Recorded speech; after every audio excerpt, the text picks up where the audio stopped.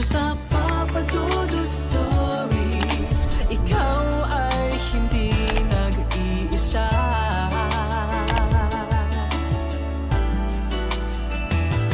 Dito sa Papa Dudut Stories, may nagmamahal sa'yo. Papa Dudut Stories, Papa Dudut Stories. Dear Papa Dudut, sa lahat po ng mga nakatutok ngayon, huwag pong kalimutan mag-like, mag-share at mag-subscribe. Maraming salamat po sa inyong lahat.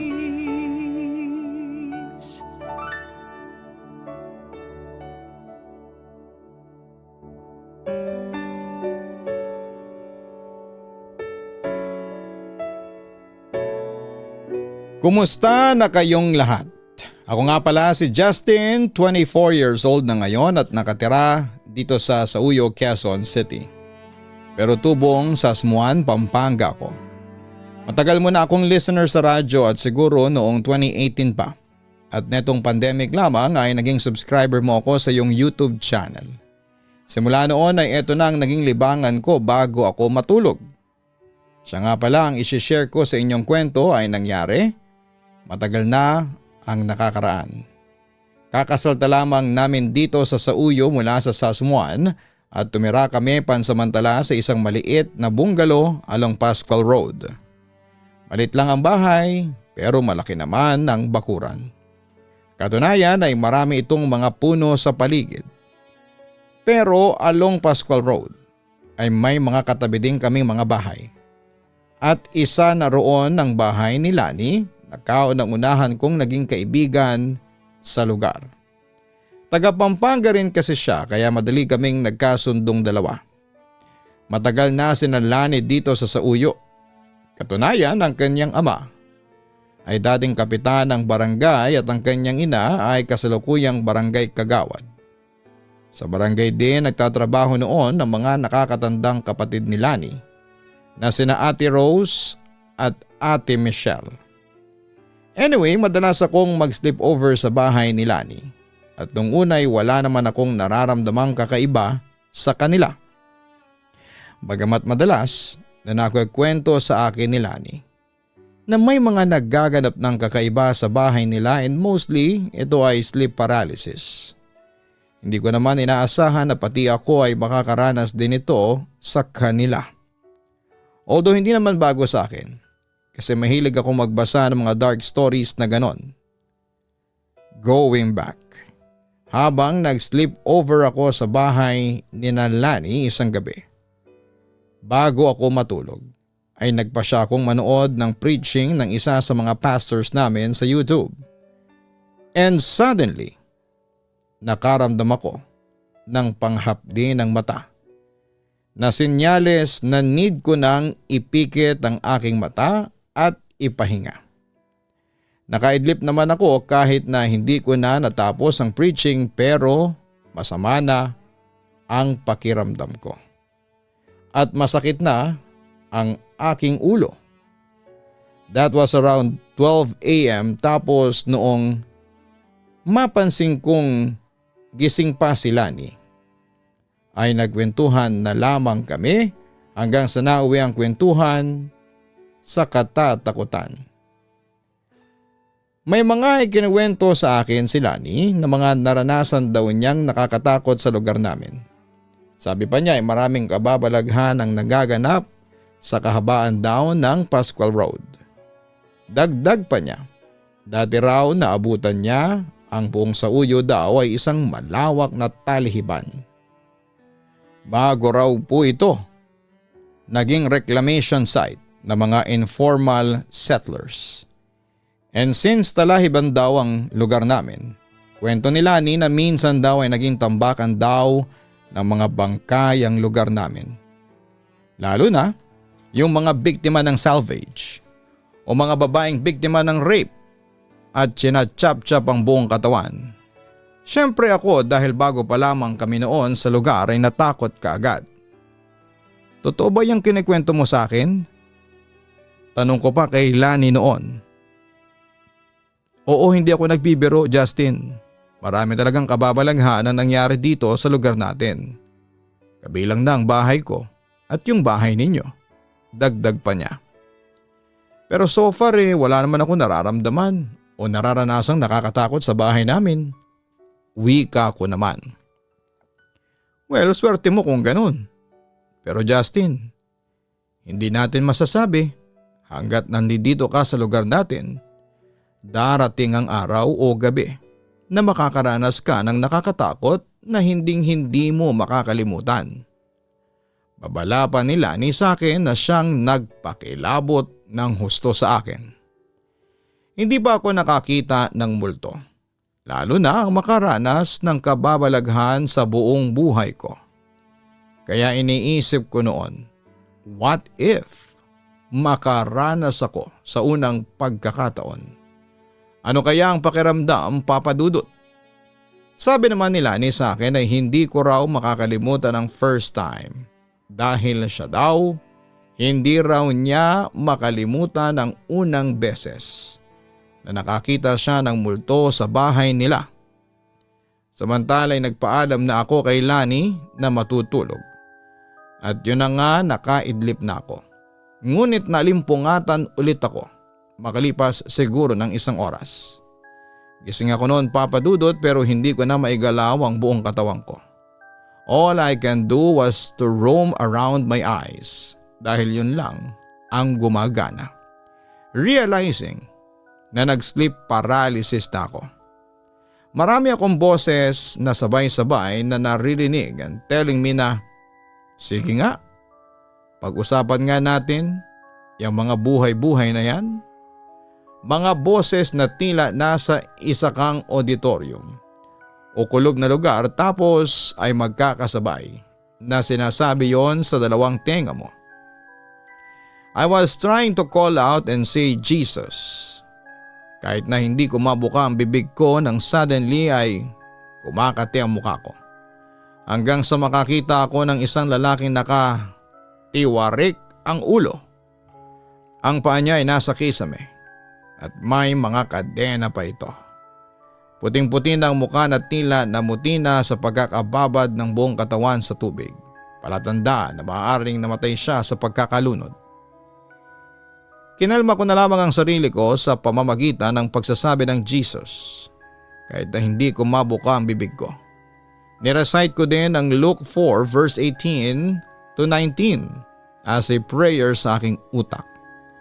Until naigalaw ko na ang buo kong katawan. Napabangon ako na parang galing ako sa ilalim ng tubig at hingal na hingal. Inagilap ko kaagad ang tablet na nasa tabi ko para magpatugtog ng worship song para maikalma din ang sarili ko. Napakalakas yata ng tugtog ko dahil nalimpungatan din ang kaibigan na katabi ko. Kaya sinabihan ako na hina-hinaan naman. Samantala, pagtingala ko sa kisame ay napasigaw ako sa takot. Nagulat at napabalikwas naman si Lani sa kanyang kama at niyugyog ako. Ano bang nangyayari? Bakit ka sumisigaw? Nag-aalalang tanong niya sa akin. Hindi ko naman napigilang sabihin sa kanya ang nakikita ko noong mga sandaling yon. Sabay turo sa kisame. Bi, may lalaking nakatiwarik. Agad namang bumangon si Lani at binuksan niya ang ilaw sa kanyang kwarto. Pero kasabay ng pagkabuhay ng liwanag ay nawala ng parang bula ang lalaki nakakadena at nakatiwarik sa kisame. Anong sinasabi mo? May lalaking nakatiwarik? Pagkaklaro ni Lani sa akin. Oo, lalaki may kadena siya sa paa at sa kamay. Maputla siya. Nakakakilabot ang itsura niya. Sabi ko sa kaibigan ko. Napansin ko naman na tila alam ni Lani ang sinasabi ko pero hindi na lamang siya nagpahalata sa akin dahil ayaw niya siguro akong matakot. Kakabasa mo yan sa mga horror stories sa internet kaya kung ano-ano na lang yung mga nai-imagine mo. Sabi na lamang niya sa akin. Samantala hindi na ako nag-insist pa at sa halip ay inaya ko na siyang buwaba na papunta sa kusina dahil nakaramdam ako ng pagkauhaw. Pumayag at sumunod sa akin si Lani dahil katwiran niya ay nagugutom naman daw siya. At yun nga, Papa Dudut, hindi na ako nakatulog pagkatapos noon. At pagsikat ng araw ay umalis agad ako sa bahay ni Lani.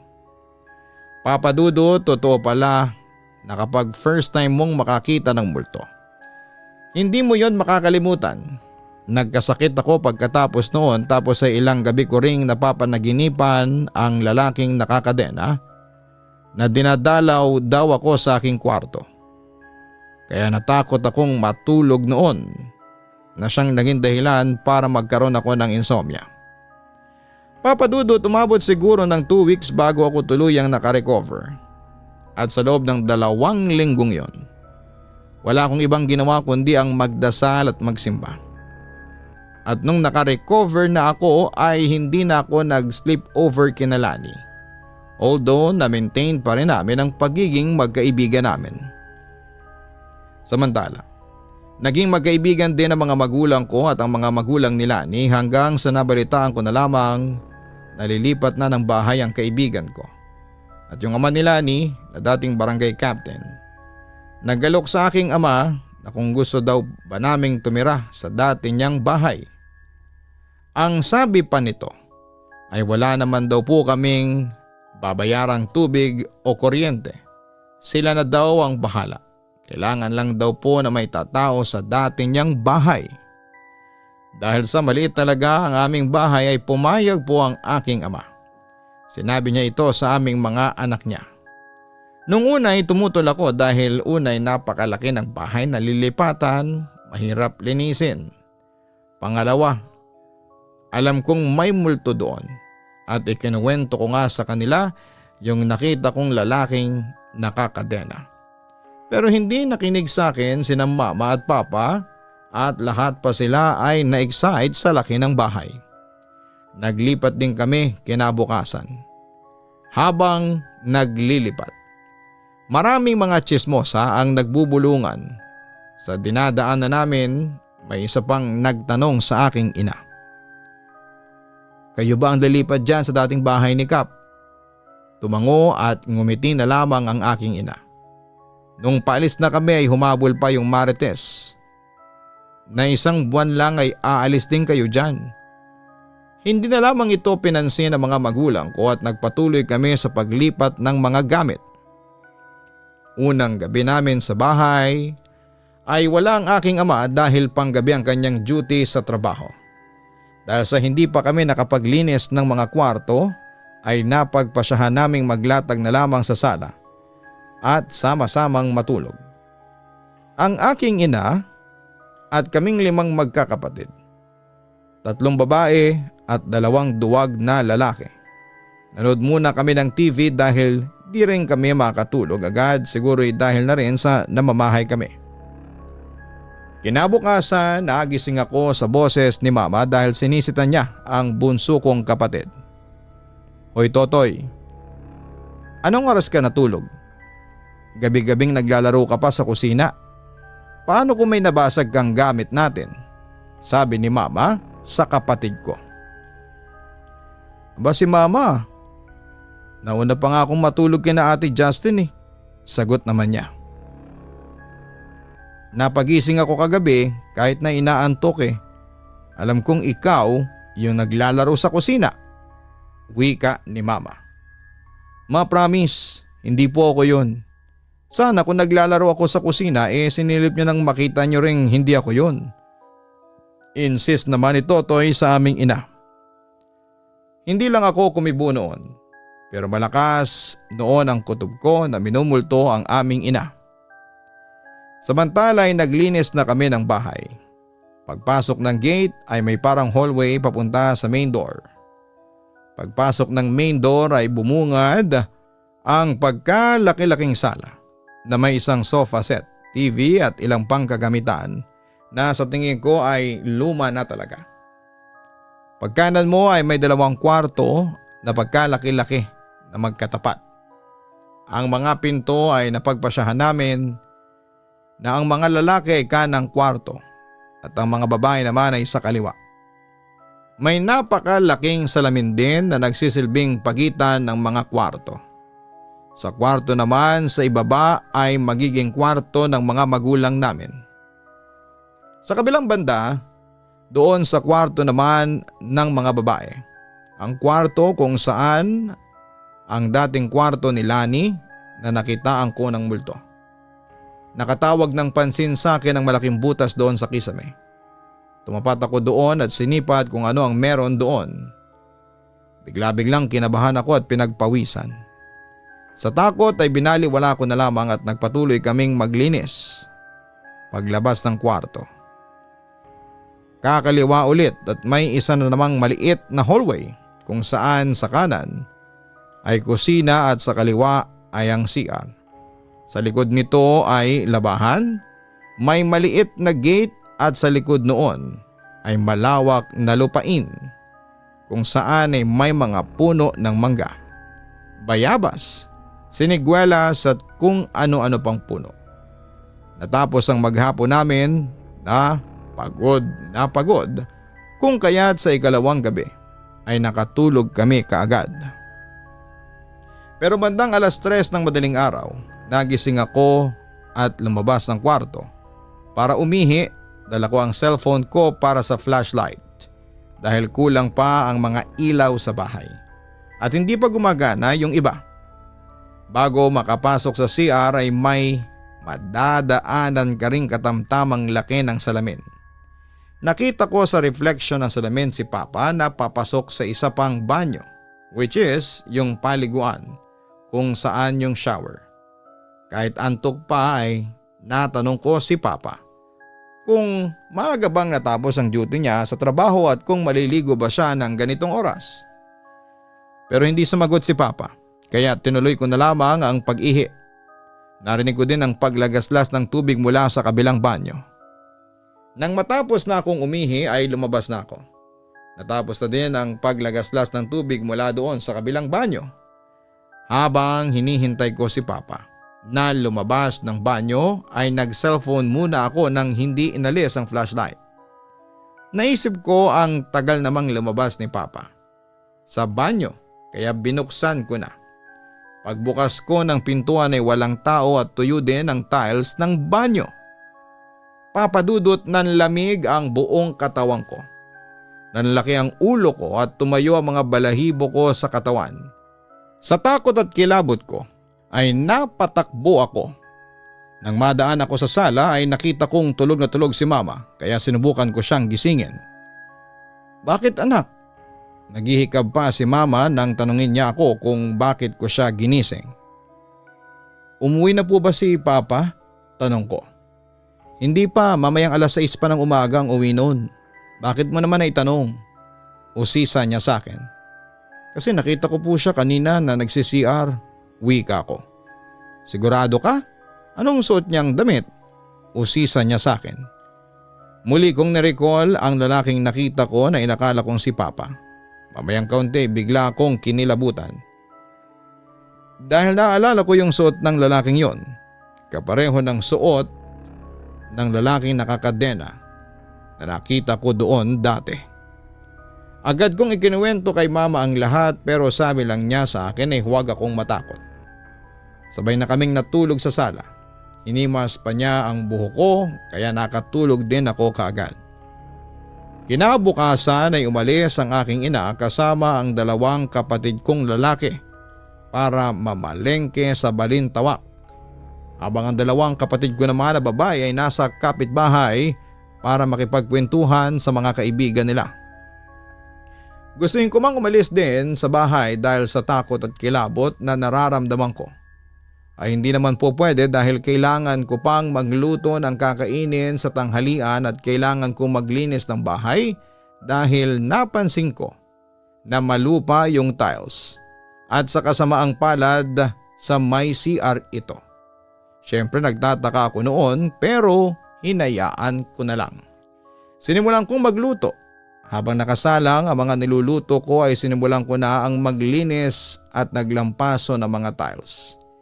Inuna ko na yung sa may CR at nilinis ng mabilis. Nagpatugtog din ako upang mawala ang takot at malibang habang naglilinis. Noong sa sala na ako naglalampaso, wala sa loob kong mapatingin sa CR at nakitang may mga lupa na naman sa may sahig nito. Siyempre, Papa Dudut, kinabahan ako kasi alam kong hindi na yon normal. Natatakot man ay kinuha ko ang tambo at winalis ang mga lupa. Habang nagtatambo ay napansin ko pang nababasa yung mga lupa sa sahig. Tinitigan ko ito at halos mapatalon ako nang makitang nagugis paa ng isang adult na tao yung pinaghalong lupa at tubig na nasa sahig. Nakalaunay naging parang basang putik. Inisip kong nagugis paa lamang ito dahil sa pagtatambo ko nakagawa siya ng sariling hugis. Ngunit napatakbo na talaga ako nang makitang nagkaroon na naman ng panibagong bangas ng paa ng isang adult na tao. Papa Dudut, hindi ko alam kung ilang segundo lang ang nagamit ko para nakalabas ng main gate. Habang hinihingal sa labas ay may hindi katandaang lalaki ang nagsalita sa likuran ko. May nakita ka ba o naramdaman?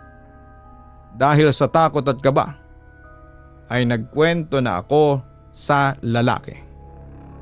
Mula sa gabing may nakita akong lalaking nakakadena sa kwarto hanggang sa nangyari kanina. Wala na sa akin ang pangamba na baka hindi siya maniwala at isiping baliw ako.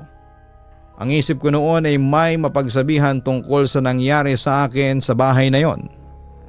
Nang matapos na akong magkwento, sinabi ko pa sa kanya na ayos lang po kung hindi kayo maniwala dahil maging ako ay hindi makapaniwala sa mga nangyayari. Tumira din kami dyan sa bahay ni Kap bago kayo. Sinabi lang namin na mataas ang singil ng tubig dahil ayaw ng asawa ni Kap na magkwento kami tungkol sa aming karanasan sa bahay na yan. Nabalitaan ko lang na may bago na daw nakatira kaya ako naparito. Naging interesado ako sa aking narinig at sunod-sunod na tanong ang ibinato ko sa kanya. Bakit? Anong meron sa bahay na yan? Bakit sila nanggugulo? Bakit walang nabanggit si Kap tungkol dito? Anong meron sa bahay na yan? Marami sila sa bahay na yan. Ikaw ang ginugulo sa ngayon. Oo sa ngayon dahil hindi magtatagal ay iisa-isahin nila kayo. Kaya ang payo ko sa iyo, pag nagpaparamdam o nagpapakita uli sa iyo, lalo na yung lalaking may kadena, pumikit ka at manalangin ang taimtim. Ngunit ang pinakapayo ko sa iyo ay hikayatin ang pamilya mo na umalis na sa bahay na yan. Hindi nyo kakayanin. Mahirap na at baka may masamang mangyari. Kwento ng lalaki sa akin. Teka, alam niyo po yung sa lalaki nakakadena? Sino po ba siya? Nagtatakang tanong ko. Sa puntong yon ay alam kong legit na ang kanyang sinasabi dahil binanggit niya yung kinakatakutan ko. Hindi ko sigurado pero ang palagay ko, isa ang lalaking yon sa biktima ng salvage na tinapo noon sa lugar natin. Hindi lang kasi sa bahay ni Kap nagpapakita ang lalaking nakakadena, kundi sa buong kahabaan ng Pascual Road. Nagpapakita siya tuwing alas 2 hanggang alas 4 ng madaling araw sa kalye. Naglalakad. Siguro hindi niya matanggap na pinatay siya at hanggang ngayon ay naghahanap pa rin siya ng hustisya. Kwento pa ng lalaki sa akin. Sa kalagitnaan ng aming pag-uusap ay umuwi ang aking dalawang kapatid na babae at aming bunso. Kung kaya't nagpaalam na ang lalaki kasabay ng paalalang pumikit ka, maging matatag at magdasal. Mag-ingat kayo. Naiwan ako mag-isa sa labas dahil pumasok na ang dalawa kong kapatid sa bahay.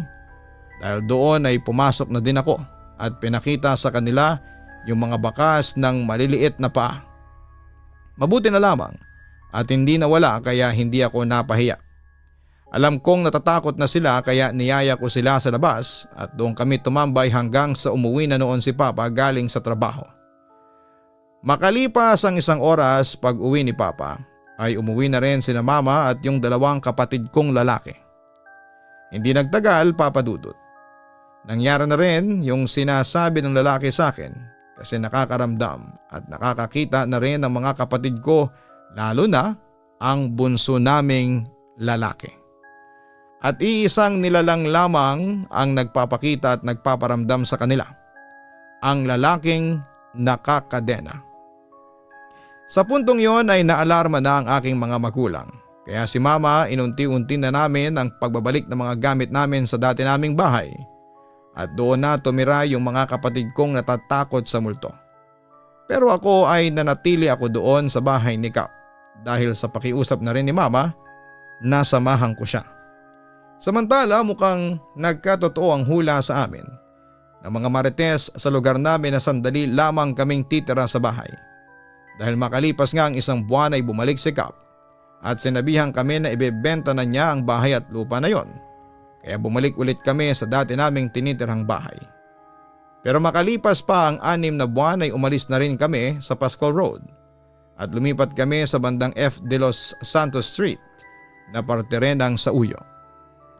Sa ngayon Papa Dudut ay wala na akong nararanasang kababalaghan, pero hanggang ngayon ay hindi ko pa rin makalimutan yung mga nakita at naranasan ko. Kinikilabutan pa rin ako tuwing maaalala ko ang lahat. Kaya sa mga ka-online na nakikinig ngayon, magdasal po tayo bago matulog. Maraming salamat po ulit in advance kung mapipili po ninyong itampok ang kwento ko. Magandang araw sa inyong lahat. Lubos na gumagalang, Justin. Maraming salamat Justin sa pag-share mo ng iyong kwento sa aming programa.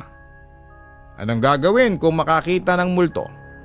Ayon sa mga paranormal experts, isa sa dapat mong tandaan kapag nakakita ka ng multo ay huwag kang magpapakita ng takot. Kung makita ka nilang natatakot ay lalo kanilang guguluhin. Dagdag pa ng mga paranormal experts, sabuyan ng asin ang buong bahay lalo na sa mga bahaging madilim at hindi masyadong naiilawan. Dahil dito raw madalas tumatambay ang mga unseen negative energies. At kapag may multo kang nakita, sabihan sila ng kalmado. Hindi kayo imbitado rito. Huwag din kakalimutang magdasal sa Panginoon at palaging banggitin ang pangalan ni Hesus Kristo. Nang sa ganon ay matakot ang mga nilalang at hindi sila manggulo sa iyo. Pero ang pinakamagandang solusyon pa rin daw ayon sa mga paranormal experts, umalis na lamang kayo sa lugar na alam ninyong haunted o pinamumugara ng mga multo at masasamang elemento. Hanapin ang Kaistorya YouTube channel para sa ibang horror stories na aming ina-upload. Ganon din ang Papa Dudut Family YouTube channel. Maraming salamat po.